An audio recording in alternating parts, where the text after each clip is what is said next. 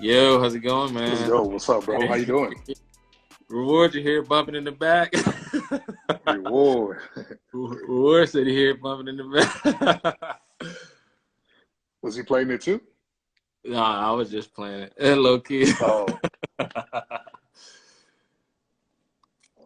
Everybody joining in now. Yeah, man. How's it going, bro? I don't know Man, it's going good, bro. Huh? How do you post questions? Or like, how do you... I think usually people just kind of post questions in the comment. Oh, they post questions. Okay, Yeah, right. they post questions and then we kind of just respond. Yeah, so, yeah. Man. He said it's fun. Man, what you think about the record? Man, I was just listening to it. I was like, oh, what's going on here? And then so I had a good idea of like looking at the lyrics as I'm reading. Yeah. And then towards the end, I'm like, Yeah, I'm like, this the one right here. Is the I'm like, this the one. Yeah. What up? Yeah, so I'm excited about it. Yeah, man.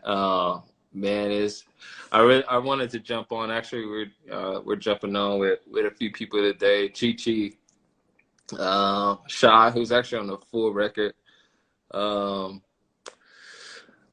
friend of mine. I don't know if y'all know him, but his name is Who Is Some Say. No, okay. Yeah, I don't think I've heard of him. Yeah, no, he's a cool dude. He's up and coming, Christian rapper and stuff. And so, but yeah, I'm trying to get a Reward to jump on the live. He needs to. Hey, come on, Reward. I'd be like scheduling something with the Pope. It'd be crazy. I know, right? I know. Oh man, no, I love Reward. But yeah, man, we're just gonna jump on these and just really talk. You guys have been down from the beginning. I think we didn't even have one record out. I think we had one, but just wanted to jump on with a few friends and. Now we just got clearance. He's about to get on. Uh-oh. Hey, man. But yeah, we're so proud of you, bro, because as you said, it's been something. Well, I mean, you and Josue have known each other for since some days at Oral's house, right? Oral Roberts. Yeah. It was a long time ago. Yeah, exactly. Yeah.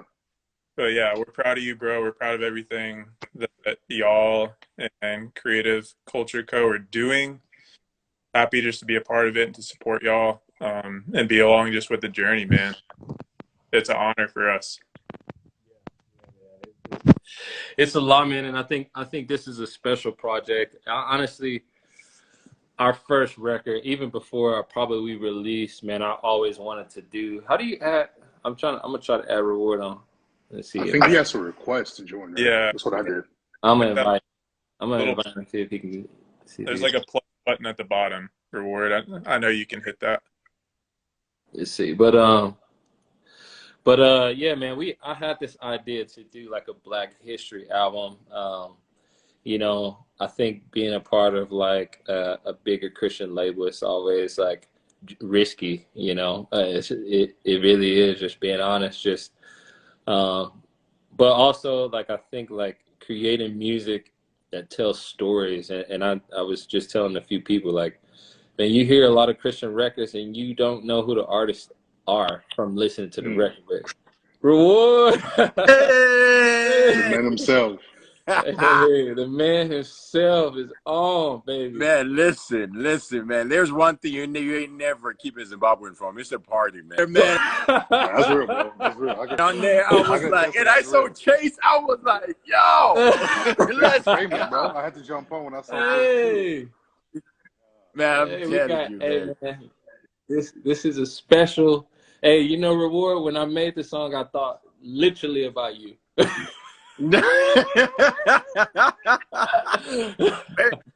First of all, that's racist, man. You should have thrown that out on Chase. You should be like, Chase, when I made this, I was thinking about you, my dude. Black boy.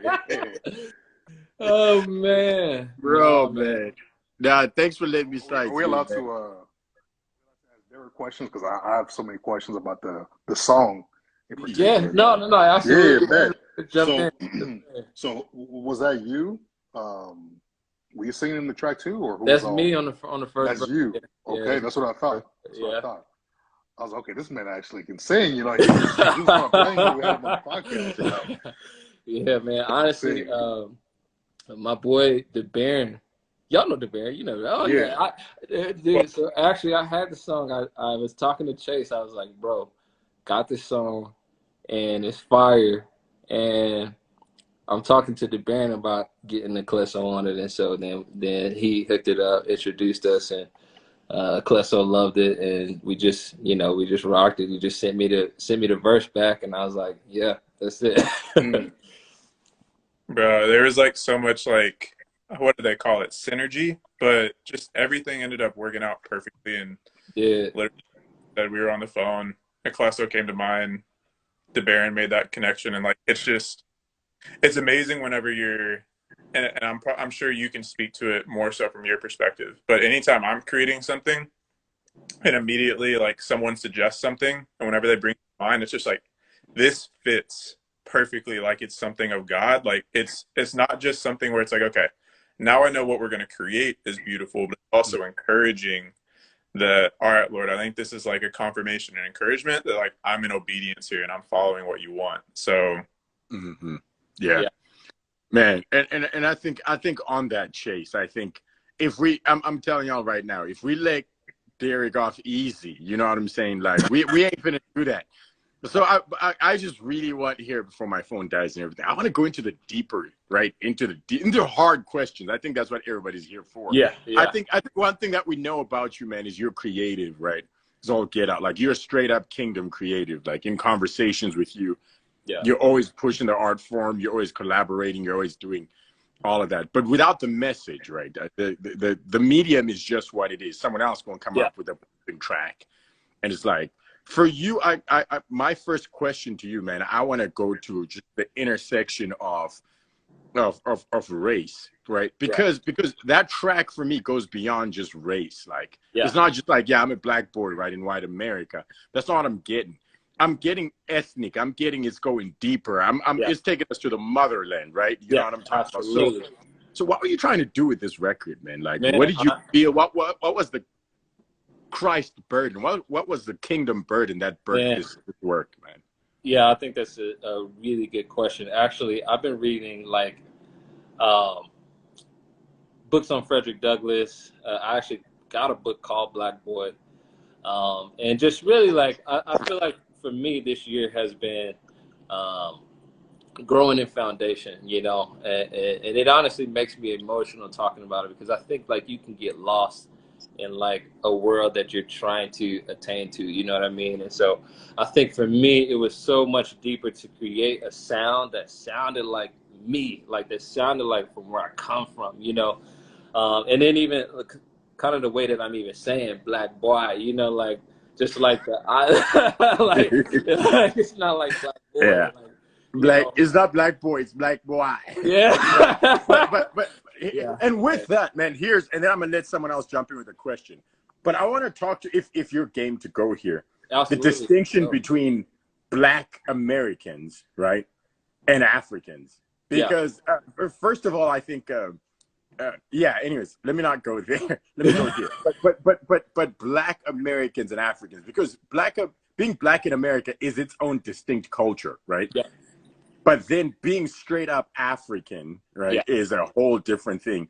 And I don't know if you noticed this, but there's a lot of conflict between black Americans and Africans. You see what I'm talking about? Yeah. It's like I think and if I'm throwing it off, like just tell them. But there's a conflict. There's a lack of coherence. Yeah. To where it's like it's okay. I'm African American, but I'm African. You ask an African, except Josue, he's a kingdom man. He loves everybody.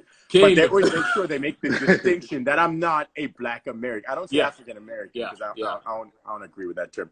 They say no, I'm straight African. I'm motherland African. Yeah. And I'm this. So for you, my question is, can you speak to the conflict? Do you feel that? Do you feel like Africans think they're better than black Americans? Why did you go a level deeper into the straight up African? Man, right. Really, because I think everything that I try to do, and you mentioned earlier, is like connecting people, and even like making a song like Black Boy that's a quote unquote Christian song, like it's not cynical. You know what I mean? Like you can be honest and not be cynical.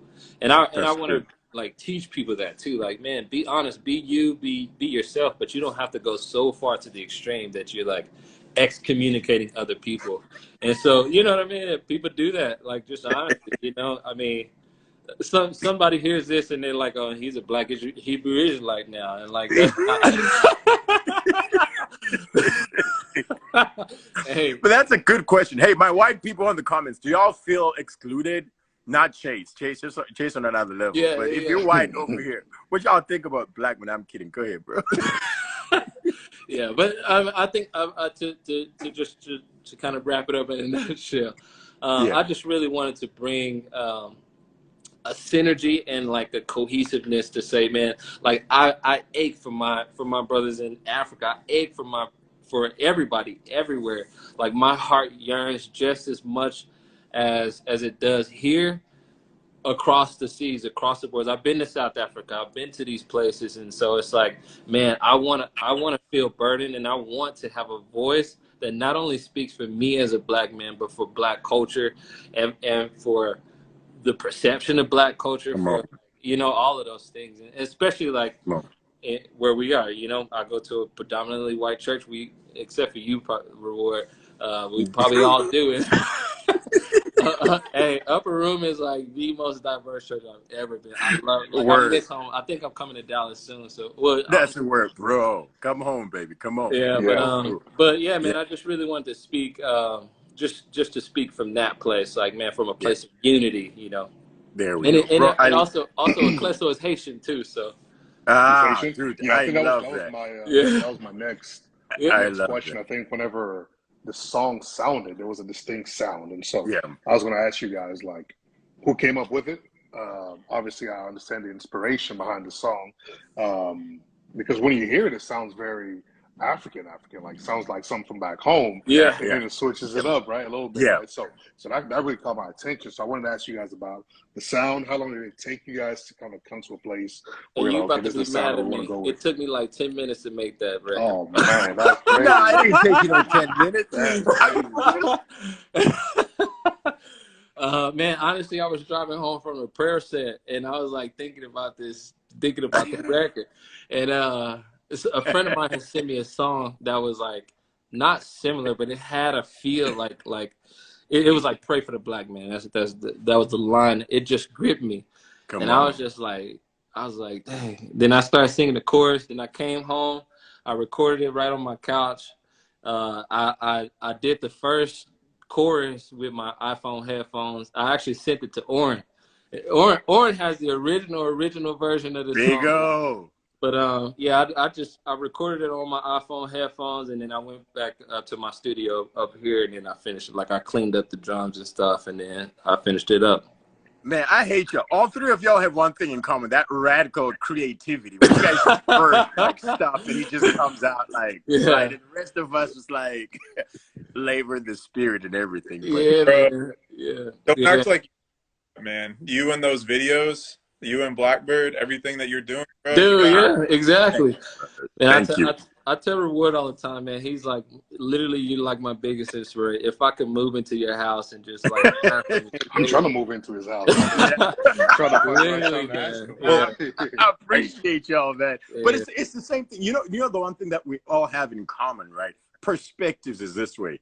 But I mean, first of all, man, I love. Hey, if you guys don't follow Josue, they call him Buddy. Him just because he has this grace for taking the most incendiary conversation and make them the funniest things. I love following your stories, but beyond that, I love how you and Chase, right? All right, the same thing. Derek, you were here when we were navigating the racial conversation within Dallas. But one thing I love is that God has called all three of you specifically, right, to the front lines of the conversation, whatever the conversation is, right? We now have a generation that is ready to talk. And the biggest thing is that I don't feel like there's a lot of prophets. Prophets are people with an edgy word, right? Which they tap into eternity and bring the future, or rather the present, forward to meet it. And so I kind of see that. That's why whenever I have three of you guys on the same place, like I don't want people to go easy. And one thing I know is you guys have a kingdom conversation. It's never a race conversation, it's never a cultural conversation, it's a kingdom conversation.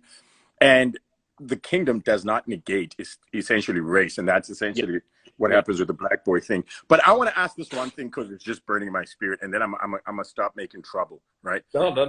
But what I want to talk about is cultural appropriation, right? I want to talk about the fact that, and I don't know. Let me direct this to Josue specifically, because I don't know about, right, but I know a lot of Africans, when they hear a sound that sounds uniquely African, right, even if it's by black people, like whether it's Kanye, it's like whatever, they say, oh, that's ours, right? They took that from us, which means at some point there is a misidentification of, right, Africans and Black Americans. Does it make sense? So, and if you can challenge me on that if you haven't seen that to be true in your particular context. But instead of people going, oh, when they hear an African American, right, with an African beat or an African creation, instead of them going, oh, that's all of ours, they say that's ours, they make that distinction. Yeah. So Josue, can you speak to, and then Derek, I want you to drop that in there and Chase as well, but can you speak to cultural appropriation? Do you see that divide? Do you feel like when African Americans go African on specific beats or whatever, that it's cultural appropriation? Do you identify with them? I know it's a complex conversation, but what do you want to go with? I mean, I think that's a great question. I remember being in college and we were talking about something.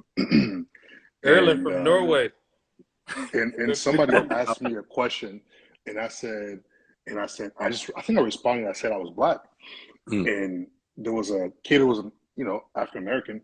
There, he was like, "No, you're not Black. You're African." I was like, "What's got into you? Like, what was going on?" Yeah. And he gave me a hard time about it. I was legitimately confused.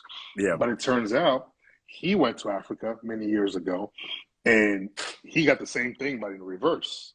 Right. And so that's something that stuck with him. And so whenever we're having that conversation, that's what he gave me. And I was like, okay, that's really interesting. So being in America for such a long time, I definitely saw a shift happen after the 2010s, where before, I felt like when I was younger, growing up in America, a lot of us were made fun of because we were African. And that was by African Americans, right? Like, wait, I thought we should all kind of understand each other. We should all get each other, right?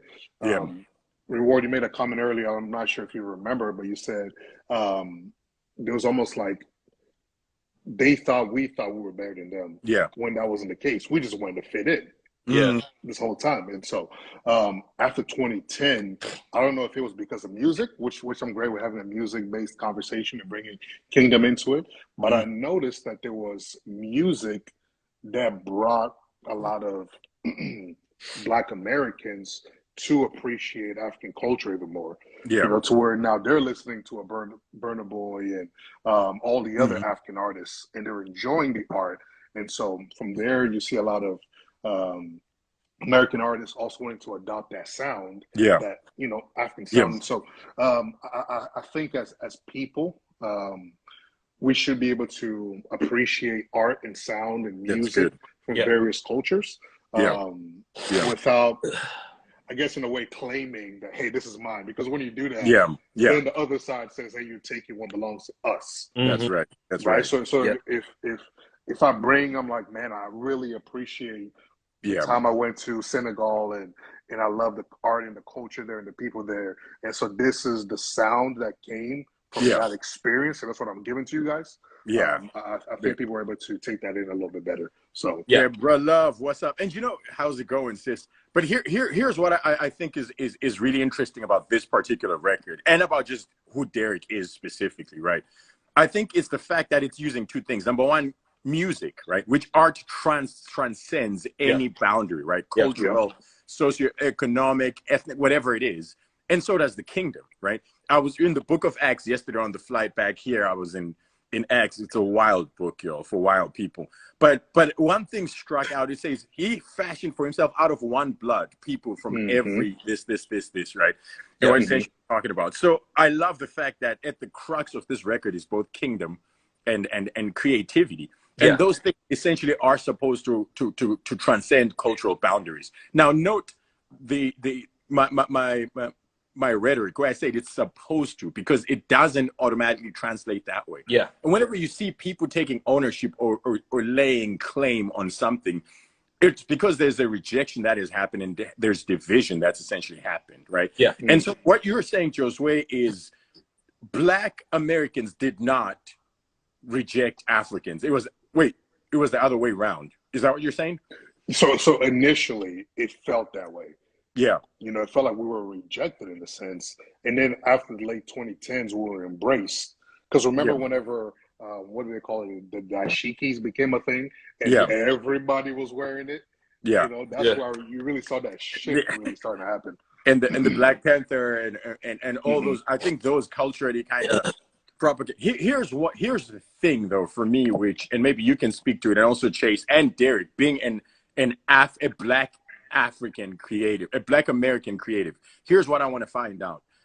Whenever Black American creators, right, appropriate a beat, or they do something African, or like when Kendrick dropped the whole, like, what was that? All the Lights or something, whatever it is. And it had the whole kind of like, and it was the theme for it was in the score for Black Panther and everything.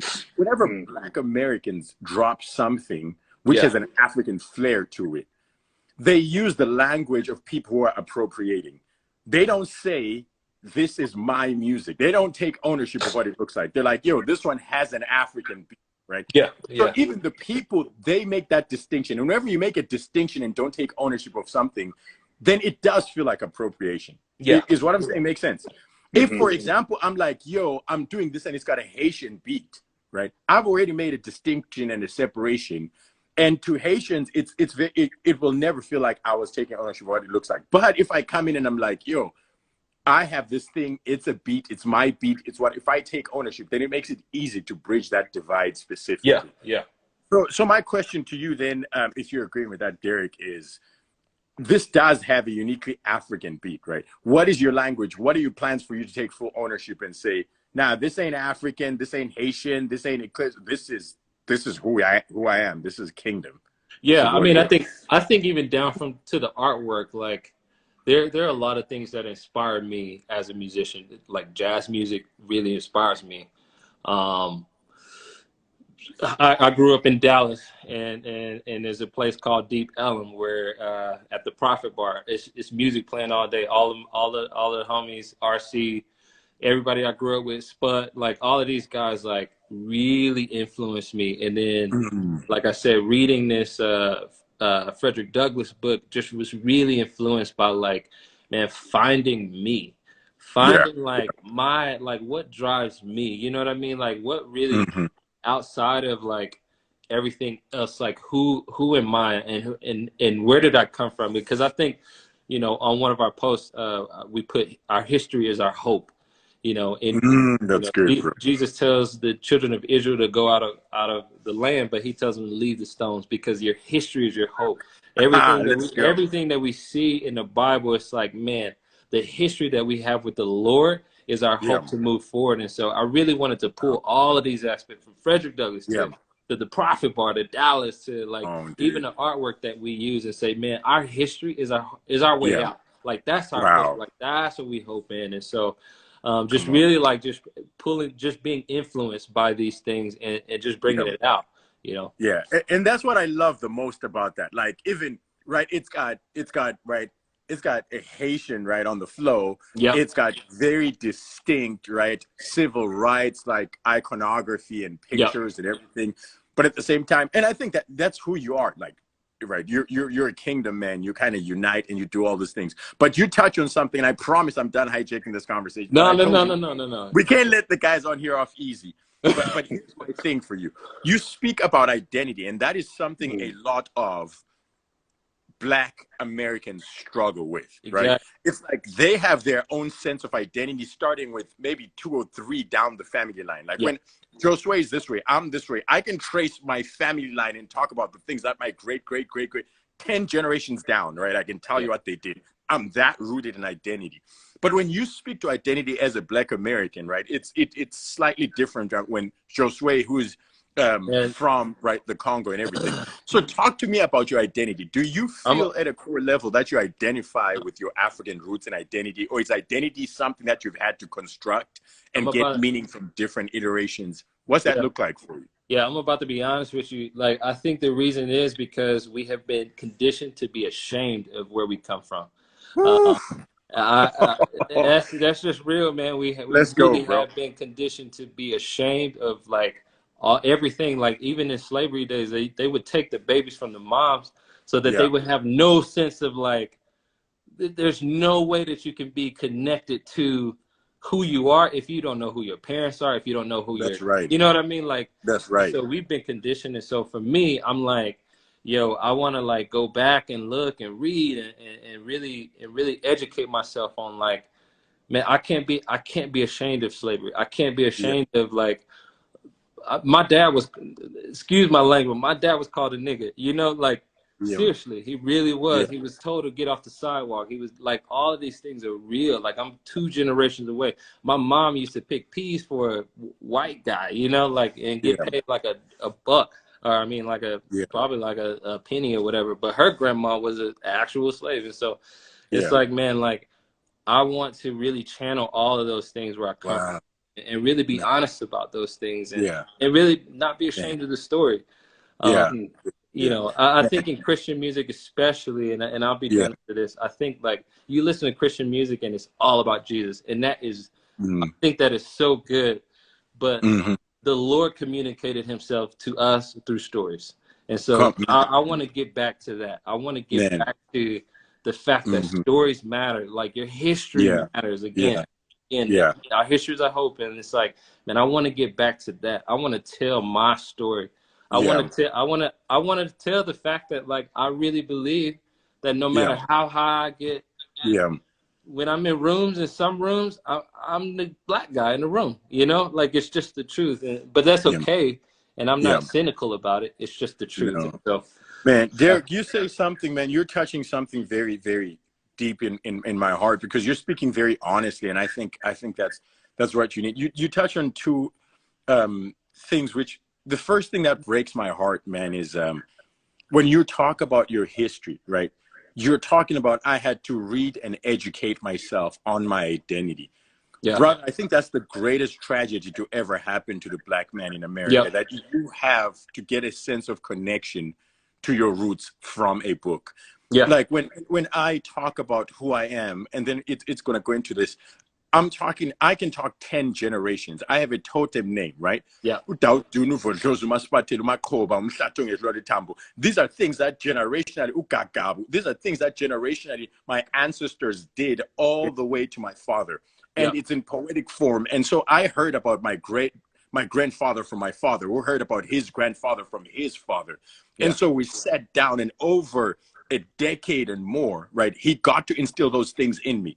So now when I show up into rooms, right, I show up different, because this is what anchors me. When I come into a room and I'm a Black, now I'm talking about the color, right? The anchor of who I am is essentially where I come from, what they have done. So I don't have to convince myself that I belong in that room or that I'm royalty. I know I have royalty. I can sit down, give me a pen, and I can write down everything that my ancestors did. And that's powerful when you're a Black face in a white space. It anchors you. And I know that a lot of my brothers don't. Like, you said something about Jesus. You talked about stories, but I wanted to talk about why God himself decided to engraft himself into a cultural narrative, right? When you read the Bible, it says so-and-so begat so-and-so, and it goes all the way back to Adam.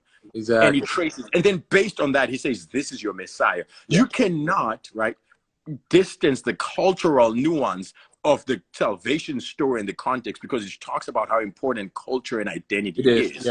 And so to you, and my Black American brothers, I grieve about that. I grieve for you guys about that. Like, how do you show up, right? And you said something else which was really important. You said we are taught to be ashamed. We are conditioned to be ashamed, right? Who has the power to condition identity into and out of someone, right?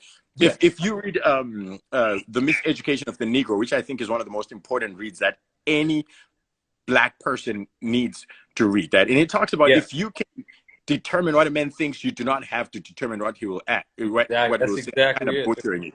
And it says, and if you can make a man feel just an outcast, you do not have to compel him to seek an inferior status, for he will seek it himself. Exactly. If you can make a man feel less than, it says you don't have to show him to the back to the back door, because he will go there without being asked. And if there is no back door, his very nature will demand one, right?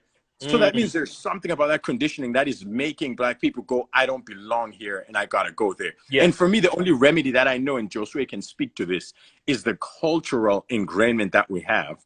So to you, and I promise I'm gonna give this back and we can talk about the record, which is an important record and everything. No, man, but this is why I created that record. No, it's for real. But I want you to talk to right now. I want you to talk to Black Americans on the power of identity, right? And maybe Josue, you can speak to it in a position that I can, but just the power, because when you enter into white spaces, when you enter into rooms, as well-meaning as they are, it's whatever, everything in you screams, you don't belong here. And for me, the anchoring aspect of it is, I am royalty. This is who I am. This is where I come from, right? I come from a sovereign nation. This is who I am. I have my totem name, right? Sivanda means lion, right? There's attributes of my name in how I show up to spaces. And when I create, it's from the depth of that. When I preach the gospel, right? It's not a neutered, whitewashed gospel. It's gospel based on the fact that the gospel was thriving in Africa before the missionaries came. So it's not like you see what I'm saying? So where do you and what can you say to Black American creatives on how to enter, not even just creatives, but people, how to enter rooms and how to be anchored, and how to kind of go from there? And I'll let you speak on this as well, Josue. I think I really believe that the difference between like a Black American and like someone like you, Reward, it's there has been a condition that we do go to the back of the room. Like we do try to just sneak out. Like we do feel less than, but it is because that we have literally been conditioned to feel that way. Like, I'm not even trying to make an excuse, but like what slavery did, I mean, and we're talking like 60 years ago, now it's 2022, but like 1960, we're still dealing with like a lot of things. And like, there's just a condition. I mean, I tell people this all the time. This is very bad. You want a fat girl to lose weight? Tell her she look good. Tell her she's fine. You know what I mean? She's gonna start thinking that like she's gonna be conditioned to be like, oh, I am fine. I'm about to go to the gym. Like, but it's true. It's the same in reverse. You tell a dude he's a dog and he's gonna act that way at some point. And I'm so sorry for that reference. But no, it's real. We're having a real conversation. We're having a real conversation. You know, but yeah, I mean, so for years, hundreds of years, Black people have been conditioned that they're less than, that they're fatherless, that they're, you know, that you have no identity. You're a dog, you're a slave, you're an animal, you're a beast, you know, I mean, you look at an NFL player today and a slave and they don't look any different, just the chains are more expensive. Like, it's crazy. It really is. I mean, but it's true. It is absolutely true. The shades are more expensive. They are, man. But there is a condition, and so I would say that, man. I would just say, honestly, get in a book, learn. Like, the more that you know who you are, the Bible, number one, and then just history books. Like, learn about where you come from, learn about some of the past things, and learn about the reason why you're there. You know, so can I say something to challenge you, and then Josue, you can jump into that? Go ahead. And history, right, or rather books, are the most subjective things in the world because they're written from the perspective of whoever writes it, right? For sure, yeah. And what I would say to, and then I'm gonna shut up and let you go with this. If I were to talk to, if you're watching this and you're Black in America, right? Don't go to a book. I mean, there's value in all of those things and everything. And it's like, I hear what you're saying, Derek, but this is what I'm saying. You guys can challenge us in the comments and everything, but straight up, but don't go to a book. There's no power in that. That's just perspective, right? Some people, the author will never write their flaws into the book. So they become subconscious indicators of who you specifically are. What I would say is find an old Black man. Yeah. Ask him who you are. And then find an old Black African, right? Whatever your thing is, ask him who you are. Yeah. When you look into the eyes of someone who has walked the identity that you seek, you ask them who you are, what they tell you, the impartation, the power and the synergy of generations upon generations, their pain and their purpose gets transferred to you. So when you talk, I can always, here's the thing, I'm in rooms and I've been in this racial conversation for so long. I can always tell people who have read books, and I can always tell people who have been discipled through race. I can always tell people who've read racial books, and I can always tell people who've been discipled into the racial conversation. Yeah. Right. When you listen to a John Perkins talk about the racial conversation, you can tell that this isn't a racial conversation. This is a prophet. Yeah. Speaking to the power of what this looks like. When I listen to my father, Josue, when you sit down and when you listen to a living, breathing African or Black American, you ask them who they are. So here's the problem right now. The problem is the exact same thing that happened, right? The hearts of the fathers have been turned from the children and from the children from the fathers. Yeah. And because that we're being fathered by books and we have no idea who wrote them or what they were thinking. Yeah. So I think in order for us to navigate the racial conversation well in the American context, Black young people need to find Black old people and ask them who they are. Thanks. Black American young people need to find Black African old people and ask them who you are. Start listening to all of that. And also on top of that too, don't read contemporary historians, because contemporary historians are just putting a filter on the racial thought and racial philosophy and racial conversation. Go to the source. Go to people like Du Bois, people who had right?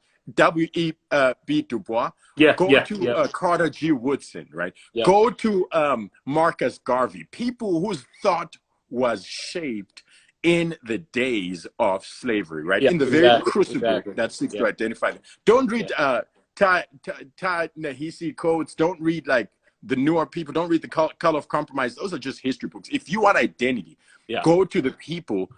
Go to the people that will do that. And then from there, find live mentors that you can have these conversations with. Because identity can only be imparted. But sorry, go ahead, Josue. I will say that I agree about the contemporary books. But I would also say that it is like for us, I mean, the younger generation, it is difficult to have that connection. But I think what you're saying is just so beautiful, because there is a sought after relationship in that. There's like a redemption, a redeeming quality in what you're saying. I love that. Yeah, and real quick, because I got to head out here in a couple minutes. To I think add as an encouragement, and more so a reward, like a supplemental piece to exactly like what you're talking about here, because I do think something I've found so much value in is finding people of different generations to help disciple me. And whether that be just from like helping ground me in the very wisdom that they through their life, or from like an identity piece, either one of those perspectives, it really helps. But I think quickly going then that we said earlier about being ashamed about our identity, just to offer as an encouragement, I think just from that shame perspective and battling shame and finding security in our identity, that's something that y'all can be encouraged to go to like brothers of any other race to be able to talk about, because it's something that all of us to a degree within like times have like been drilled in a bit of shame in our identity. Like whether it's Asian because it's just like, hey, y'all work too hard, y'all are too smart in math. Whether it's white because it's just like, y'all all come from evil people. Whether it's black, whether it's whatever. And so in that, feel free to reach out to people from other cultures to battle that specific shame topic. It's something that within, like, for example, with heaven, with all cultures being there, it's going to be that God has placed us all here together for a reason, and I think it's something that we're able to pursue that together. One last thing before I head out is, because I was thinking that the Holy Spirit was telling me to share this, is related to the cultural appropriation topic. Something kind of, I think he gave me the thought of, there's ways for a society to kind of approach that topic or that issue. One, from the creator side, in terms of who's creating this content, and the one from the audience side of who's consuming. That's good, Chase. And so I'd say from this, and encourage those who are consuming this content, because it takes a very particular person to be able to influence that creator and artist side. But from the audience side, that we shouldn't be necessarily shutting people down when we see that they're culturally appropriating, more so encouraging them to honor the culture that they are highlighting. To be able to honor that, because I don't know how much good it is for us. And I mean, this is kind of a cancel culture topic too, but I don't know how good it is for us to see that they're taking something from Zimbabwean or Congolese culture, say, hey, you can't do that, because it's beautiful that they're trying to take inspiration from that. It's just doing that in the correct way. So yeah, for that. But I got to quickly hop off, y'all, because I got to hop to a meeting. But love all of y'all so much, Derek. So proud of everything that you and the team are doing. I look forward to everything that guys are going to be able to do going forward. Yeah, absolutely. Wow. Love you. Appreciate you. Love you, bro. You know, I find it very interesting how, like the children of Israel, you know, whenever they would have conversation with Jesus, oftentimes they'll go back to Abraham, our father. You know, it's always Abraham, our father, Abraham, our father. It goes back many, many, many, many generations, as Reward's been talking about, and you know, and that's very true. That's just a true statement that they were making. Abraham, our father, Abraham, our father. But then you get, you know, Jesus comes in the picture, and that verse that Reward mentioned earlier from the book of Acts, through whom every nation, every family is named, you know, through this one person, and it's like we're part of kingdoms, and then we're part of a bigger kingdom. We can get our identity, you know, as believers. You know, first and foremost, it comes from this place where it's like, okay, we're children of God, and then within that, He still has us in various places. You know, God separated and put people in various places, and said that in Acts that He's put us in various places so that we can seek after Him, so that in hope of groping after Him and touching Him, even though it's not being too able to far reach from Him, right? Because it's not too far from any of us. And so I've always thought it was strange, like whenever people would try to remove culture, like, you know, culture is good, you know, we all look different. God's made us differently. We have different language, and you know, I might like fufu, somebody might not, and that's okay. That's just the thing, you know what I'm saying? But I think jollof rice and all these different things, right? We get the privilege as believers coming together as the body. You know, from Africa, from Asia, from Antarctica, from South America, from all of these various places, as the body, we get to come together, and God doesn't hate that. You know, He thinks that's great, He thinks that's beautiful, that the diversity there, but He still calls us to be one. And so even in listening to the song, listening to the words that Derek was talking about, I think there was a lyric that you mentioned about breaking down the four walls and being able to go after the something and then the fiends. I can't remember. You said drug addicts first? Crackheads and dope fiends. There it goes, crackheads and dope fiends, right? So it's like from whatever kingdom, micro kingdom you may be a part of here on this earth, we're part of this greater kingdom, and we're able to reach out to various people wherever God has placed us. And so man, I really just enjoyed the song. I was listening to it. And I was bobbing my head, and so if I don't shake my head, then the song's not good. You know? That's how I bro. It's a fire. It's a fire track, man. Like everybody knows that if you come to Bible study and I don't give you one of these, then you're not talking, right? So that's what I was doing as I was listening to the song. So I love that, man. I'm looking forward to listening to it more and even being able to share with others as well. So I'm looking forward to the other songs too. Yeah, absolutely, man. I want to welcome my bro Chi, man. Yes, sir. Reward on this thing, man. Oh, man, we got all the it's crazy. I heard you was hopping on here. I was like, Derek, you better get me in this party, man. And it's like, it went deep, man. It went deep. That's what happens when we know Chi about to jump on, man, and Butterman. Yeah, man. Honestly, but I wanna just share, like, I'm just super thankful, and I'm not afraid to get emotional anymore. I used to, but man, the Lord has really put a tender spot in my heart over just the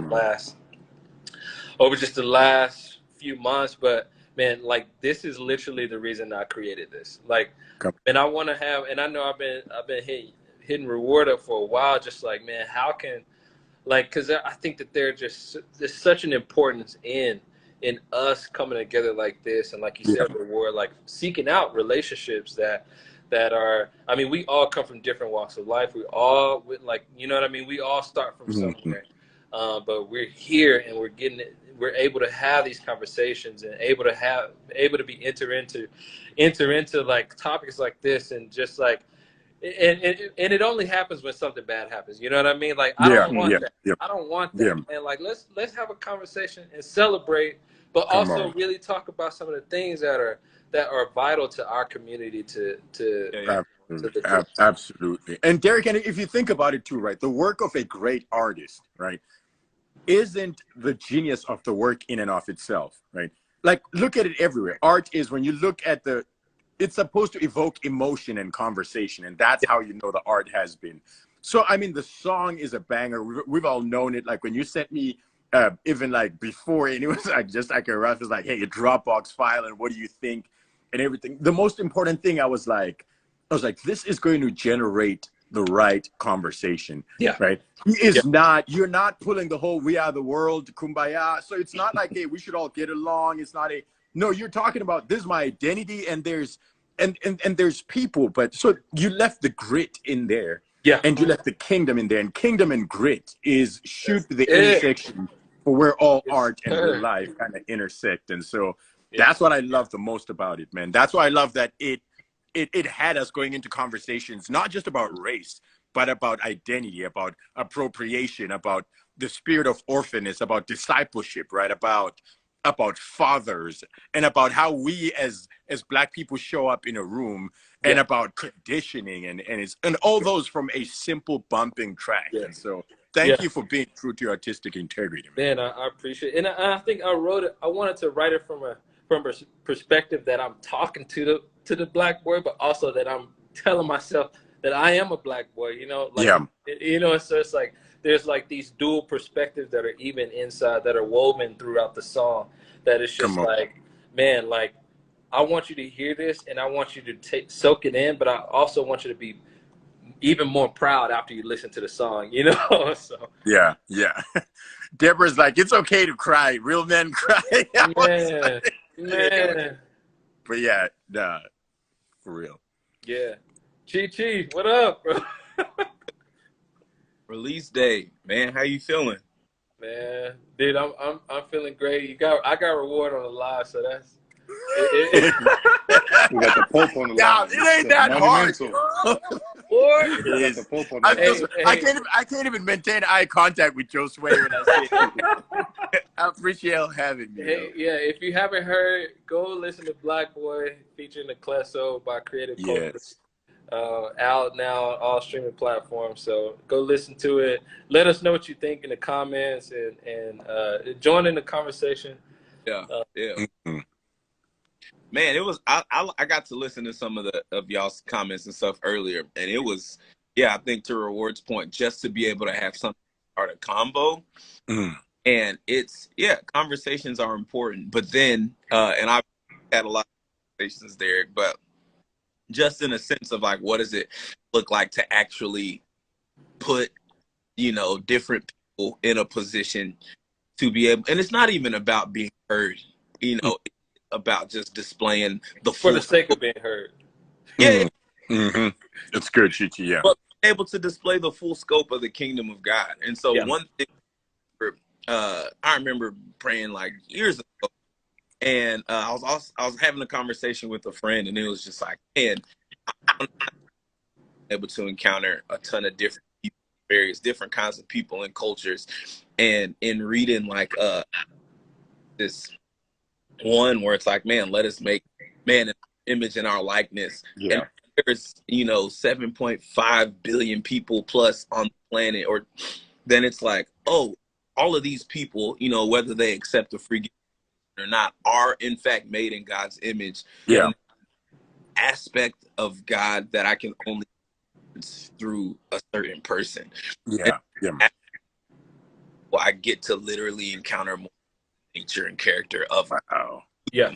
And so that in itself, just like gives you that, man, that well, though many are one body and all parts are of one another, even though they're different parts aspect. And then 5 to where it's like, like, man, I get to literally, obviously as a Black boy myself, but people get to literally experience different parts of God's character at one point wasn't encouraged.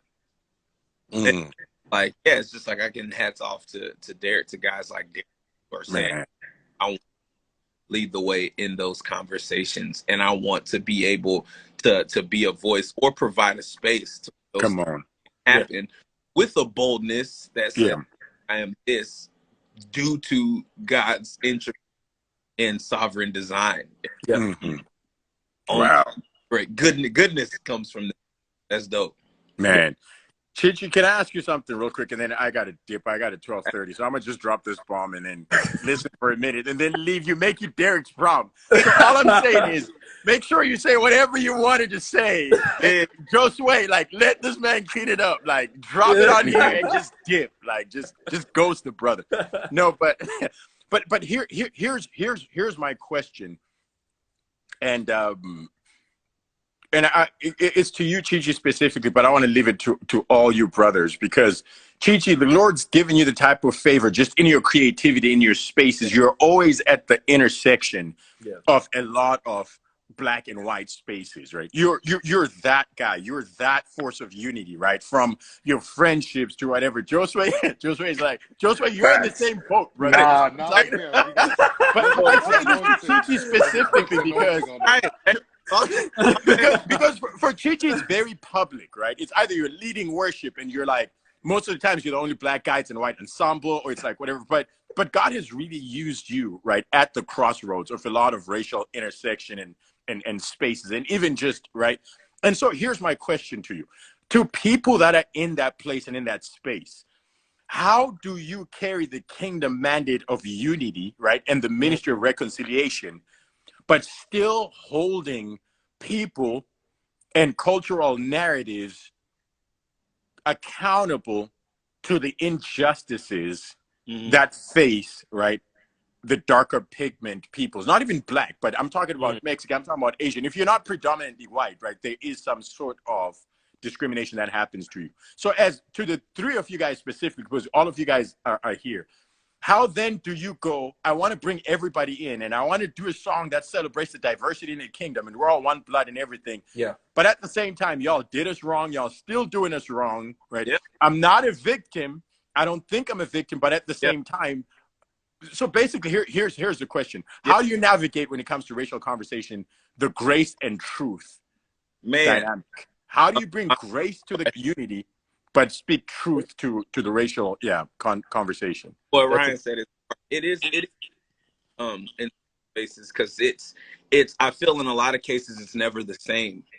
So it's different in so many different capacities. But when we speak of the ministry of reconciliation, even when you're talking about that 2 Corinthians 5, where Paul is kind of talking to the Church of Corinth about that, and where he mentions, where we are ambassadors, and he's saying, giving us this ministry of reconciliation. And the thing that is like twofold is that we need to, the ministry of reconciliation is people being reconciled back to God and not each other. Yeah. And think if not careful, it's easy to hijack that and just make it a let's go, baby. And so it's like reconciliation comes from God, and to understand when David's praying and it says that man warfare. Yeah, well, that's exactly right. God, happens is where God commands a blessing, not suggested, not thinks idea. It says in that place how pleasant it is to God where his brother and sister dwell in unity, and it's there that the blessing is commanded. And so once you get a vision of if I can just get people to be reconciled to God, not even necessarily reconciled to me, but reconciled to God, then there's no way you can look at somebody who's received salvation and say that there's anything outside of a blessing that come when we're unified. Come on. For a long time, I was like, you know, brother even have conversations like so long. It was like, I want to be reconciled to me and what I'm doing. But when it's like, oh, like you can't be reconciled to me because you haven't been reconciled to God. And so telling the church of Corinth, man, I implore you to make your appeal through Christ. Come on. Ambassador. And it's like, you're begging people, if you translate that, imploring, I'm begging you to reconcile to God so that all of this other unity and reconciliation can happen. And so if I'm, you know, shouting for reconciliation and doing stuff, my reconciliation has to come through the lane of the cross before in that, then get to see and get an opportunity for unity. And then you can look at injustice and look at different things or treatment or whatever you want, discrimination and different, you know. And I know Josue, he's often that guy too, or he's the only one. But in that, you can look at those things and go with grace and boldness and say, now, hey, if you are truly reconciled to God, how can you not recognize your own disunity in the way you talk? Man. So good. Place. Yeah. So good. And man, I would even say, I think kingdom perspective totally eradicates separation. You know, I think, man, having a kingdom perspective, and man, Jesus came down, literally eradicated the separation between us and the Father, us and heaven. Like he came down, man, got messy with us. And I think it's for whoever it is, to whoever is in that position that sees that lower brother, sister, different race, different color, and say, man, I'm gonna put down my suit, I'm gonna take off my tie, and I'm getting in the mud with you. And once we do that together, once we put down, because we're identified by this, you know, like we're identified by and it's like, man, put that down and let's like work together. It totally eradicates the separation. Oh, yeah. You know what's crazy? Like, what is God's picture of, I guess, kingdom and diversity and all that? And think back to like Acts 13, right? It's talking about these prophets and these leaders that were leading the people. It mentions Barnabas, Simeon, who's from Niger. It talks about Lucius from Cyrene, Paul, and all these different people. And it's like, wait, all those people are not from the same place. All those people are not, you know, from Israel in a sense, right? Like these people are from Niger, Cyrene, all these various places. And these are people that God had as leaders. And so you're looking at God's leadership council. Come on. And you see diversity in God's leadership council. That's good. And it's like, okay, so that's what it's supposed to look like. And then from there, like as you guys are talking about, there's something about reconciliation and being part of God's kingdom, having that perspective that should break down diversity and how we see it. To where at the end of the day, when we call each other brothers, there's not but anything else is falling behind it, right? We say we're brothers, and that's what it is. And that's not always the case, unfortunately, right? And so it's how do we continue to. There's a story, right, in the book of Acts. Once again, there are these widows that come to the leaders. They're like, "Hey, we're not getting some of our needs met." And the leaders consecrate for themselves. I think it was like 72 leaders filled with the Spirit of God, with wisdom and all these different things. Stephen, So Stephen, so they can attend to the needs of the widows. And I just think about it. I'm like, I'm sure the leadership council was already diverse. I'm sure the widows were also diverse, but being the people of God, as it says in Ephesians, that we're one, one Lord, one body, one Spirit, one all these different things. They were able to meet the needs of the people because that's my flesh over here. So I got to be able to meet the needs of my flesh over here. And so, so I love the point that you guys made to where whenever we're kingdom minded, even in those areas where I may be the only black person there, because that happens a lot. You know what I'm saying? I can't afford to start thinking about, I'm less than, or I'm this, I'm that, I'm that, I'm this. Like, no, I'm part of the kingdom of God. I'm co-heir with. If I'm a co-heir with Christ, I better be a co-heir with every single one of you in this room. You know what I'm saying? So I can't be less than you if I'm a co-heir with Christ. That's such a a high view, a high point. So So can I take what you said, married with what Chichi said, and then come up with something a little controversial? Please. And it's this simple fact that I'm trying to think. There's 3 directions I can go. Let me hit them real briefly and then kind of drop it where I want to. The first scripture that you were talking about, Chichi, right? What I love about that, it says God has commanded a blessing in unity, right? But the unity that it's talking about in there was in the most segregated context ever, right? This was a high priest where anyone else, right?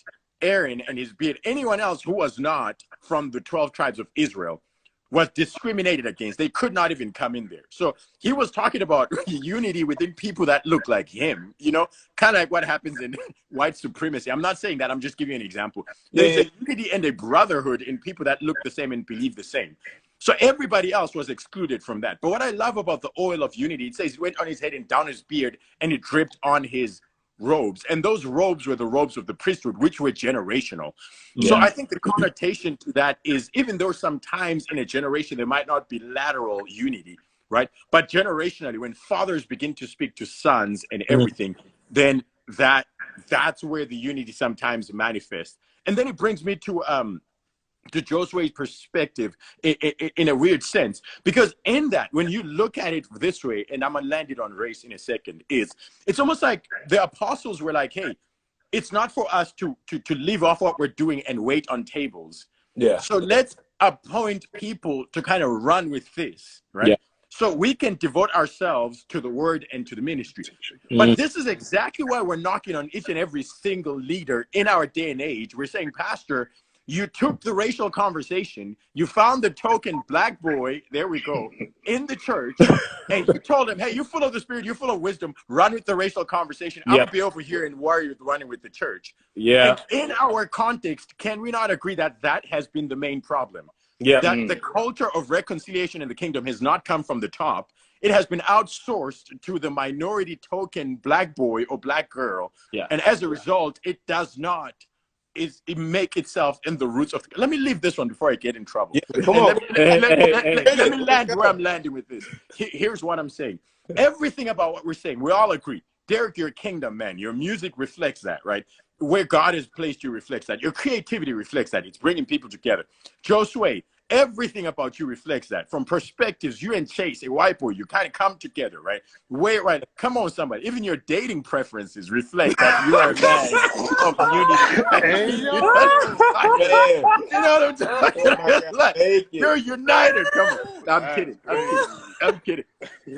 But Chichi the same way, right? Your ministry, it's in cross-cultural platforms, and it's funny because you're so good with what you do and you're so faithful with the little. God keeps blowing up your platforms and they keep getting as diverse as it is.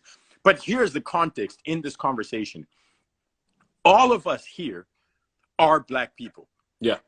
So my question is, why is it that the message of the kingdom and of unity, it's the most resonant with us as the minorities, the people that need the justice the most? are the ones that are like, can't we all just get along, right? Yeah. Why is it that this is not a message that is being propagated by our white brothers and sisters? And I'm not asking this to shame people. Do we need to hold them accountable and be like, yo, you know, when I got my boy and I've been holding something for a minute, right? After a while, I'm like, yo, hold this for a minute. You know what I'm saying? Let me go over there and get, you know, water or something. Do we need to hold people accountable to say, we're down with this ministry of reconciliation, right? We've been holding it for a minute. We've been doing this. So now, why is it that it seems like MLK, he was the oppressed, right? But he carried the message of unity more than everybody. All of you guys are saying this more than anybody. Why is it that the message of the kingdom and reconciliation and all of us getting along, why is it that our white brothers and sisters are not the ones that are carrying this burden for us? Do we need to hold them accountable? Is that the way it's supposed to be? Like, what's y'all's thoughts on that? I feel like that's a fairly, I mean, obviously, objections welcome, simple answer in a sense where it's easy to care about something that you've only gotten taste of and haven't been immersed in regularly. Oh, come on, Chief. So, yes, to the accountability question, of course, 100%. Obviously, you know, when things happen, you often hear, you know, the phrasing and things of, man, Jesus was a God of truth, but he was in grace, but he was also a God of justice. Yeah. Which is very true. Very, very true. And so, but the accountability, I also feel without it being partnered with the grace and truth and not letting don't let nobody make it. Yeah. You know, but the heart in which I go for and pursue that justice and pursue that accountability is important, because I don't want my pursuit of accountability and justice to plank in my eye in the process. Come on, bro. Exactly. You nailed something. That right there, that's the mic drop. The heart with which we approach this is everything, because you don't want to win the war and race and I alienate everybody else in the process. Because then you've lost. You're back at square one on the other side of the coin. That's right. That's why I think truth without cynicism is so important. Like I think we get cynical when we start talking about race and differences. That's right. And we start to then battle each other. I tell people all the time, I'm a balanced generalist. So I would say a big idea, but I don't necessarily believe that. I just want you to I want to pull you into that conversation so that we can meet in the middle. And that's when we start talking about conversations, we get so far, like, we just all white people are bad, and that's not true. Like, no, not at all. Conversations destroy us. It's like, man, like, let's have and that's why, honestly, I really wanted to approach this from a place of celebration, of music, of like something that's good, so that we're not having these conversations over another dead body. You know, like we could be having these conversations over blood being spilled. Like, it's enough blood that's been spilled. Let's celebrate. Like, let's celebrate over something that's positive and still be able to enter this conversation, so we're not like rushing in with cynicism and anger and none of us are angry. You know what I mean? None of us are. No. And that's the beauty of it, man. I love how you said that. Like, let's not have this over another dead body. Let's do this celebrating a banger, celebrating diversity, celebrating the influence. It's like a good soup, right? Exactly. It's like all the ingredients. There's onion in there. Onion grows up under harsher, conditions than tomatoes. But nobody ever goes like, this tomato is like whatever. In the same soup, everybody celebrates just the uniqueness and what that looks like. So, even in the verbiage used there, rewards, it's like there is which is what I've learned being in a lot of these spaces, that there is, seeing it done right and seeing it done really wrong, that there is a massive, massive difference between celebration and honoring. They're not the same thing. And so I think of a birthday, it's like, man, somebody has their birthday and they're celebrated. But then, like, the 95% of the people that contacted you that day don't talk to you until that day. Exactly. Just burning this down, yo. It's like, I ain't come here to play. And so, like, with the difference of celebrating and honoring is a continued posture and mindset towards something. Yeah. Where, like, you know what I'm saying? Even, I mean, History Month, which is great, awesome, but it's celebratory. Yeah. And yes, there's honoring woven into that, but it's not the same thing to honor somebody versus celebrating something, or to honor a group of people and that's, versus celebrating a group of people. Because celebration is actually, if you would, is a destination versus honoring being an ongoing. That's so good. Yeah. Wow. And I think that's why, you know, I think, man, there's so many things that, like, collaboration and just things like this, I feel like it stirs something. And not just us, but even in the people that are watching, even in the people that are going to be listening to, like, man, let's continue. It doesn't stop here. Like, it doesn't stop Black History Month. I strategically did this, obviously, this month and all these things. But it's like, yo, like, let's keep going. Let's keep going. We got to keep going. Like, we have to keep pushing. We got to keep pushing the envelope, pushing until it literally breaks. Yeah. And it won't happen with one song. I do want us to blast the song, stream it. Facts. He says, my song. But and take that to where it's like, man, a rule of thumb to where even thinking, even differentiating those two things, it's cool to think. And for anybody, white, Black, brown, in between, it's like, man, honoring happens when the subject at hand is not present. Yep. And so honor happens. You don't tell somebody happy birthday if they're not in the room. Yeah. But you can surely honor somebody when they're not in the room, or honor a group, or honor. Man. So that's a huge part, because it's easy to have people that say, oh yeah, like, I'm woven into this culture and community. I have friends of this culture and community. That's great. But can I ask you something, man? Because you're touching on something really deep, and then I gotta go. This person finally said they're on. They kept asking for more time, so I was like, maybe it's the Lord. You know what I'm saying? They're like, hey, I'm almost there, and everything. But here's what I want to say, and all of you guys here know this. When it comes to honor, right?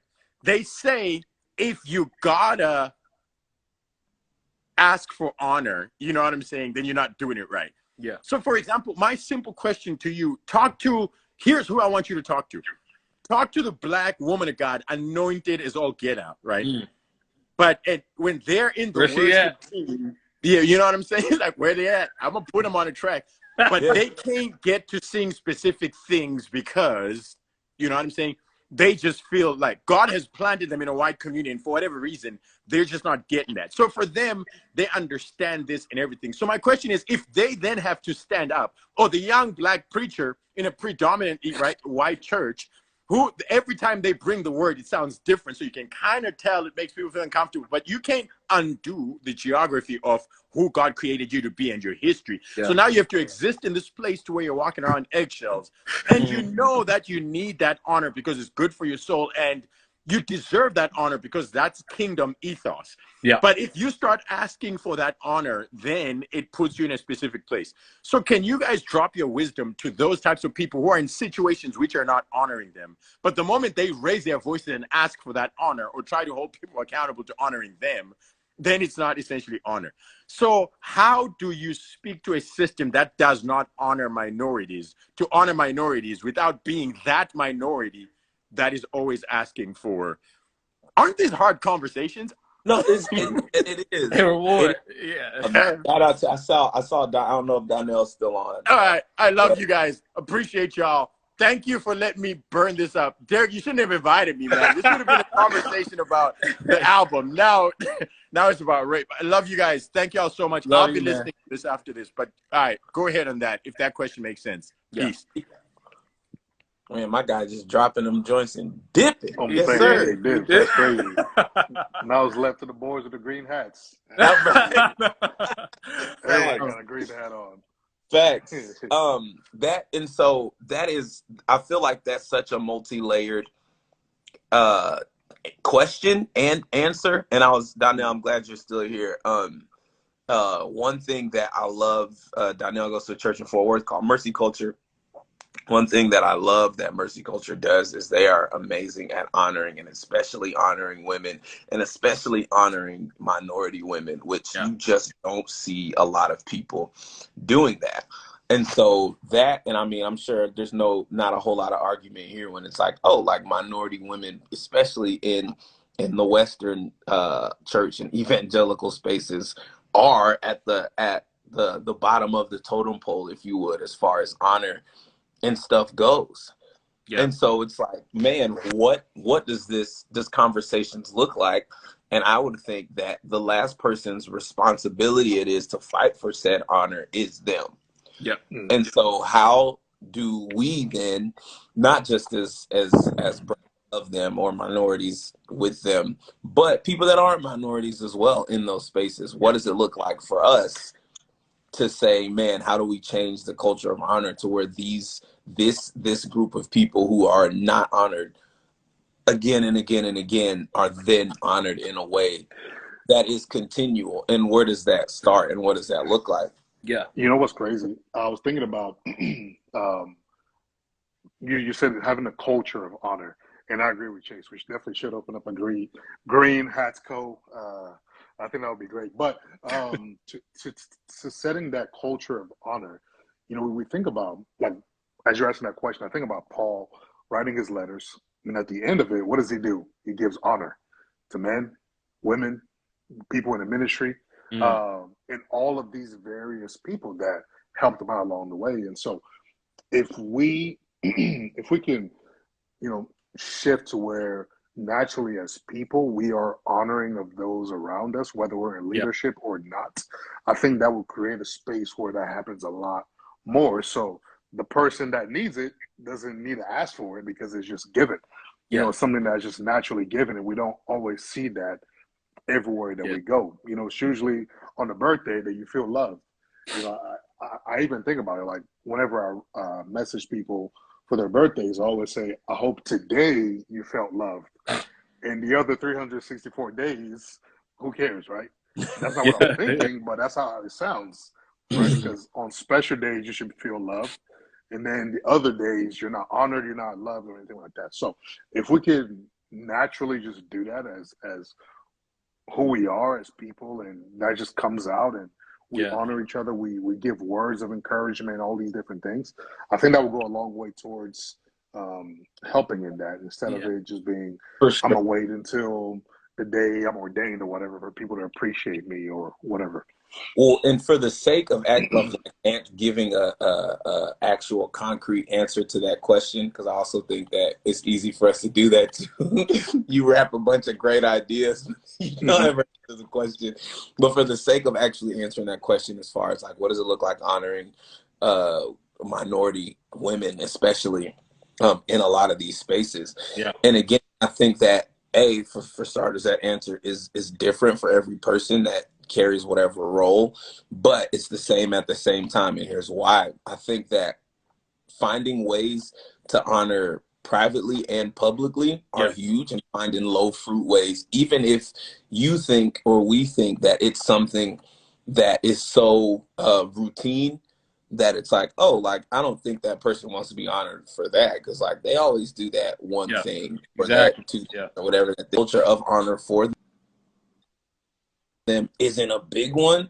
It's like, how can I find ways, again, privately and publicly, to then honor said people? And I'll just tell, man, actually, she also goes to Mercy. And I remember having a friend of mine, actually, I'll say her name. I think all y'all know her, Bosa. I know Josue knows Bosa. One of the dopest, most creative people ever. Like, she's been crushing, been doing a ton of stuff for a long time in ministry and in spaces. And I remember a season when we were doing a lot of stuff together in a ministry aspect. And it was why I remember her actually mentioned it to me. And it was the first time. And it was something that I was already aware of, but I didn't realize how immersed in it I was and how part of that issue I was, until she actually mentioned, like, man, I just feel like as a Black female, I'm just one of the most unseen people in these groups. you know, as we go places and do things. And it was just like, oh man. And I even remember taking that and having moments so where I would intentionally be like, make sure I made it a point in those spaces to be like, man, this is Bosun. She is XYZ and she is doing this and doing that. It's amazing. And even with that, the conditioning that existed with some of those groups, it was like, oh, cool. And then back to, you know, regular. And so it's like, there's this, and again, it's honoring and not celebratory. So there's this sense of like having to then make that a culture with all the people that you directly have influence and connectivity with until it picks up around you. It's like the best way to change a culture is to be the culture that you want created. Yeah, man. And I actually spoke at a worship thing the other day, or the other week, actually. I'm about to say a huge statement, so don't shoot me.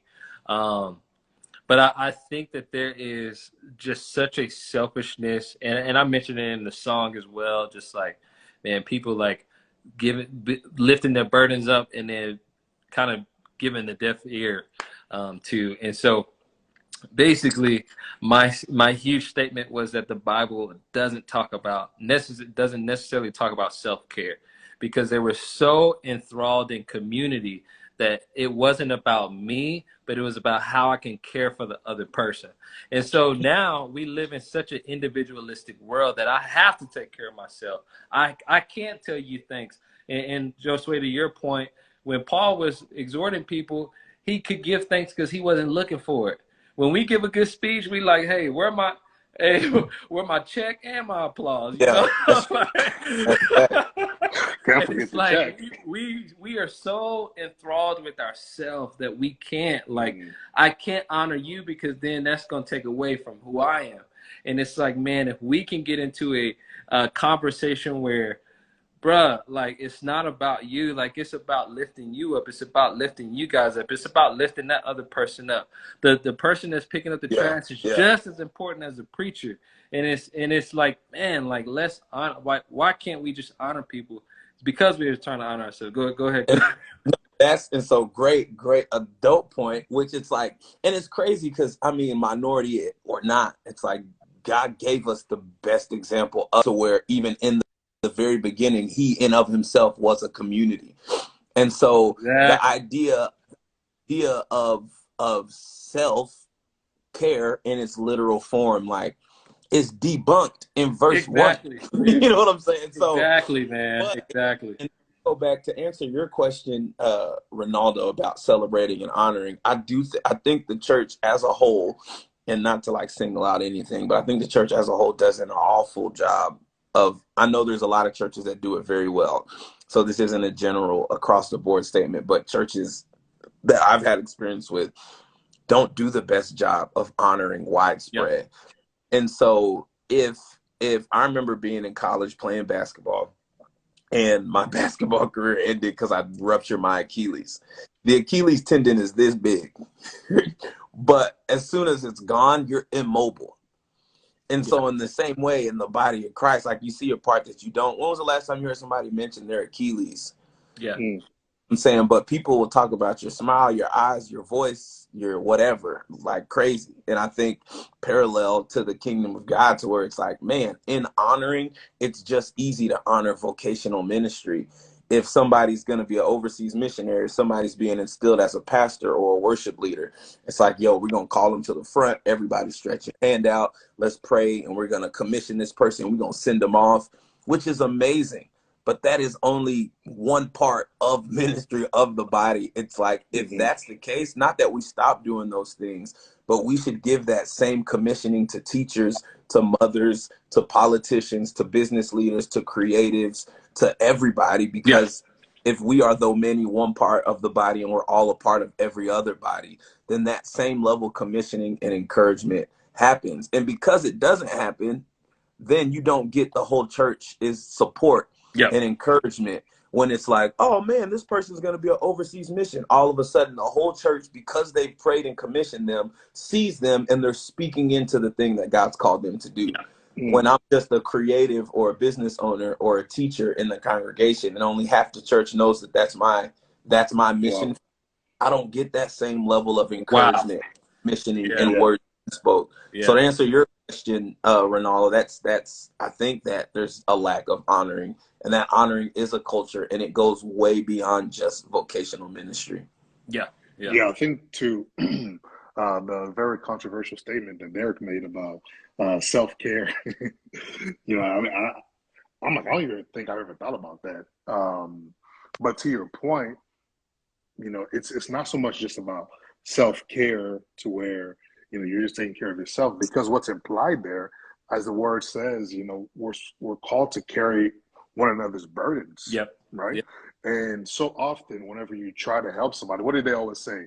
I don't want to put my burden on you. Yeah. And I'm always like, wait, no, I need your burdens. I'm called to help you carry your burdens so that you're not walking through life. You're not going through this situation all by yourself.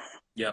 And so we live in that individualistic society where it's easy to, sing songs where it's just about me and, my whatever. And it's like, no, get back in community. Find yourself in community to where we are able to meet your needs, because that's also something that's placed on us as believers, is meeting the needs of one another. So if you're in community, that will give us an avenue, as Fernando just shared. His church, they would speak over people. They'll pick 4 people and then they'll honor them, and stuff like that is found in community. So if we can, in our community groups, because some of us go to big church, it's not big church, bigger churches, and it's a little bit hard to, honor everybody that's in the church. But if we can find ourselves in smaller communities, whether it's small groups or those type of places, are places where we can truly be intentional about, honoring each other, carrying one another's burdens, because typically small groups from anywhere from 10 to 20 different people. So that's a little bit easier number to manage, to where I'm able to speak to your life directly. I'm able to do this Christian thing with you and walk this Christian life with you, and you're able to do the same with me. I had a friend who was a missionary out there in Mozambique, and I remember one time I was messaging her on Facebook, and she told me, sometimes I feel like the church has forgotten about us. I'm like, what do you mean? She says, we as missionaries are the forgotten people, part of the ministry, like, the fivefold. We're the ones that are kind of just forgotten. We're somewhere out there. We're kind of crazy. And there's no, for her, it almost felt like there was no honor that's given to what they're called to do. There's no appreciation. They're kind of seen as the outcasts, because we've in a sense almost elevated the pastors and everybody else we've pushed to the side, and so I remember hearing that. I was like, man, when was the last time I thought about somebody who was a missionary, doing something that the Lord has called them to? And to Chiki's point, when was the last time I thought about a business person that's influencing the kingdom through their business, or a doctor, or whomever? Your teacher, typically is just, the person on the stage. That's the person we want to give honor to, and it shouldn't be like that, right? That shouldn't be the case. So we have to shift that a little bit. Yeah, I'm gonna go. I have a meeting in like 30 minutes, so I want to take the next 15 minutes. I'm gonna bring my boy on. Where he at? Where is he at? James. I'm gonna bring him on, but I want to take the last 15 minutes just for people to bring in questions. We've been talking a lot, and just I mean, whether it's about the song or just exactly what we've been talking about. Just so, So drop questions in. I'm gonna see if I think James is coming in. Let me see. Listen to the song. Check it out. It's a banger. Got a dope. Yo. James is in the dressing room. It looked like. Yo, I just got done cutting my hair, man. Brother got to do what he got to do. That's too. Boy looking fresh right here. The boy looking fresh. It's James. Everybody say what's up to James. Really good dude, man. Really good friend. Actually, spoken word, man. He's super dope. I met him.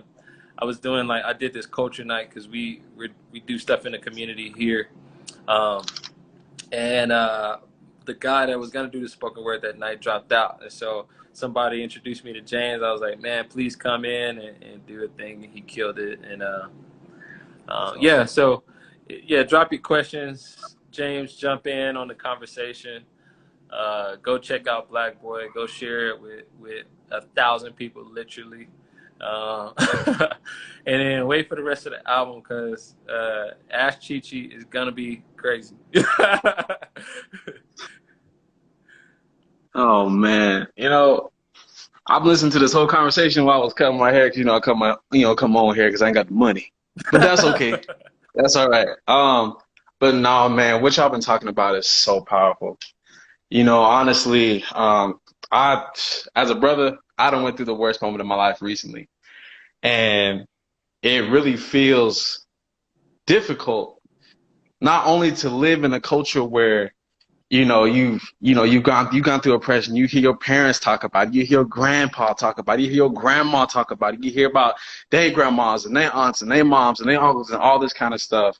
And to see the fact that you can use music, you can use the culture, you can use your creative ability to really step into these places and speak upon what Jesus and what Paul and what everybody in the Word and just throughout life and what God's mission is, and do that in reality and make it happen and stand up.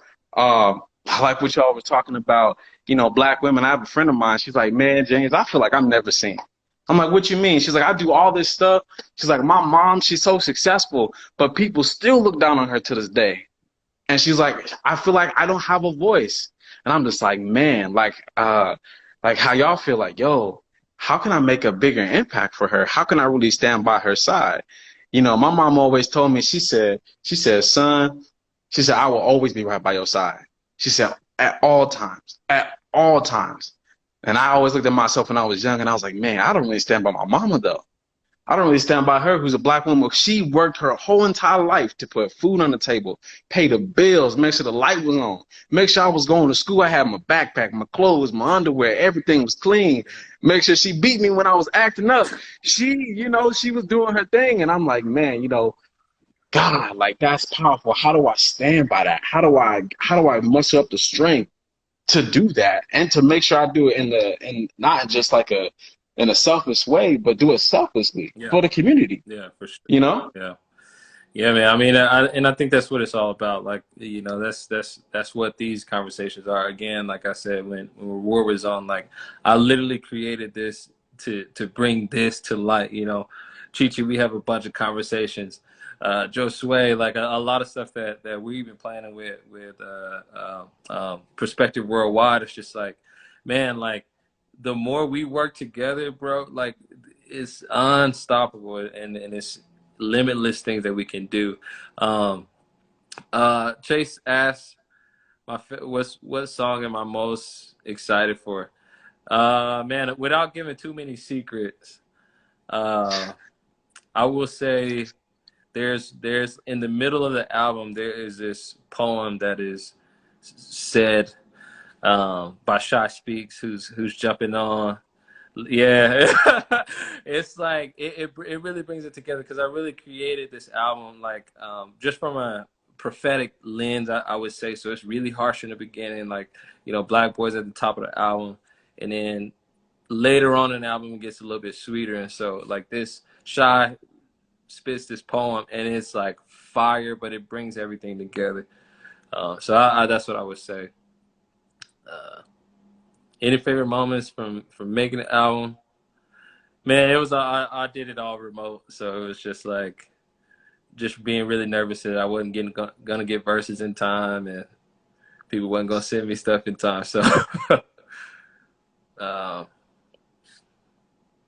let's see, but has it gotten to be easier in those spaces that are filled with people as Black men of influence? I'll let you guys answer that one.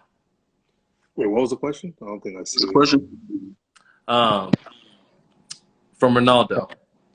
Has it gotten to be easier as people? I will say this, which also brings up a whole different conversation for another time. But I would say for Black men, it has gotten easier because now, like, because of conversations looming, like people want us to be a part of their thing. Yeah. And so it's twofold to where it's like, maybe easier is not the right word. Maybe it's different because now there's an extra level of discernment, if you would, that happens when it's like, oh, like I'm being brought out to check a box off versus I'm being brought out because somebody has a heart for actual real unity. Yeah. And so it's like I've got to have some really dope conversations with some ministry, organization, business leaders on like, man, how do we, you know, be more inclusive? How do we promote diversity? How do we do this? And they're asking again from a context of celebration rather than honoring. Yeah. And my very first question to those people was like, how diverse is your dinner table? Like you don't get to diversify your organization and then go home and still remain in your same mindset and your same way of thinking and your same thought. It's like, oh, you're having trouble hiring, you know, some diverse people. It's like, man, if you surrounded yourself with diverse people in your personal life, you would know a pool of diverse people that would for sure know someone that is qualified to do whatever you're looking for. Yeah. And so, that answer is kind of two-part. Like, yes, it has gotten easier because it's like, man, it's more, and I'm sure Josue can attest to this. And it's like, oh, there's more opportunity, if you would, to be in spaces that I wouldn't before have been in for the simple fact that I am a minority male and I get to check boxes off. Yeah. And are there great combos because of that? Absolutely. Yeah. But are there moments when I walk into spaces and it's like, oh, like y'all don't want to be multicultural, you want to be multicolored, and there's a big difference. Yeah. I think when we've gotten to this buzzword culture where everybody's multicultural, you know, it's like, you know, in order for people to give, you got to have multicultural, multilingual, multi-everything. And it's just like, yo, you don't got to say what you are. You know, I know that you're hungry by you going to get something to eat, you know? And it's just like, you don't have to like express what you are. The only time that you have to explicitly say, hey, this is what I'm after, when that's not what you're really after, you know? So, drop some more questions, y'all. And I really honor the guys that have jumped on. Reward, Chase, Chi, Josue, and everybody who's on, man. I'm really like just super appreciative. And so, I'm thank you. I got a question for you, James. Yeah, what's up, man? So you're a spoken word artist. Obviously, that's your, are you a music artist too, or is it more so spoken word? Primarily? So I primarily do music. I mean, shoot, I'm all over the map, man. What was real dope was when I don't do spoken word, to be honest with you. Derek, he was like, yo, I need somebody. I was at work, man. It was like, yo, James, can you come in? I didn't get off of work till 6:30. They said we need somebody at 7. I asked the manager. I was like, yo, can I leave early to go help out this thing? And he was like, you think you can get this done real quick? And I was like, I got you, no problem. I got up. I said 6:30, I'm gone, and I left, man. And on the way there, you know, God was just speaking to me. He was like, you've never done this before. He said, but I'm gonna give you all the words you need to speak, so that you can get the hearts that you need to come to me. And I was like, all right, I got this. But with that question, so as an artist, we'll say that artist, obviously a believer in this space, a Black male, like if you could ask of non-Black believers and leaders, if you can ask them one thing or implore them to do one thing, what would you ask them on behalf of yourself and of your community and of your ethnicity and of your culture? I would ask, don't look for us, like don't look for brothers to fill the void of lacking culture. I was like, don't look to just do that. Have a purpose. Have a reason to connect. Have a reason to bring in, and like you said, that table, expand it. Have more plates, have more chairs, and say, yo, where would you like to sit? Where would you like to stand? Where would you like to be at? How would you like to serve? Because really, honestly, you know, a lot of the times, you know, being a part of certain events, and especially, you know, in places where there's just, you know, one set of race or one set of culture, you know, honestly, they're like, hey, you're here as a token. You're just a token. You know, we just need you so we can grab more people just like you just to be able to say something. But really to jump in there and say, how can we be a part, invite, connect, and gather with you? Yeah. And not just another, you know, just not another invite. Because I just think about Jesus and how he got the 12 disciples, man. Them brothers came from all walks of life. I think somebody was telling me, they was like, man, Peter was out there fishing. If he was a fisherman and he was a sailor, that brother was cussing. I'm like, I'm pretty sure he was probably talking some crazy ways around Jesus. But Jesus was like, no, man, I need you. I need you a part of this because I need you to touch these people over here. And I need Simon the Zealot because he wilding, but we got some wild people I need to grab and get a hold on to. So it's just like, you know, if you really, especially in these places and churches, if you're really talking about, oh, you following Christ and you want to invite multiple cultures, especially the black man, you gotta have a God reason, not a human reason to be like, oh, I'm just gonna go ahead and just grab him just because. Make sure you're doing it with the love of Christ in your heart. Yeah. That's dope. And I know you got a couple minutes there. It's just dope. I just wanted to piggyback real quick. Me and my wife talk about this sometimes where it's like, man, if Jesus, assuming it wasn't the rapture, but if Jesus were to come back right now and say, man, I need a handful of people to change the planet, similar to what he did in the beginning when he picked the 12 disciples. I found it interesting that he didn't pick one rabbi or like church leader. He did not. So it's like, if we were to do a survey across the body of Christ and say, man, if Jesus were to pick 12 people right now, who would he pick? How many of our list would consist of big time church leaders? You know, and nothing against them, right? Like they're doing great. Our list would be like, oh, he's definitely picking this dude and that dude and that dude. And Jesus was literally, that's the last person I looked for. Yeah, absolutely. He honored those folks. Yeah, absolutely. Man, Black Boys Out. Go check it out. And obviously there's a lot of deeper meaning behind it. You know, we wanted to have these conversations to enter into something from a place of honor, from a place of like not negativity. Man, thank y'all for jumping on. James, Josue, Chi-Chi, Reward was on. We're going to do this again. Like I believe every week up until the album comes out. You know, just getting some people that really artists, but also people that are really involved in just the climate of what we are and where we are in the world. So love you guys. Seriously, check out the song. It's crazy. Josue, you want to pray us out? Yeah, of course. Father, we just thank you for this conversation that we're able to have. Lord, we thank you for Derek, Lord, for his heart and Lord, the gifts that you've given them, the vision that you've given them, Lord, we just bless this album.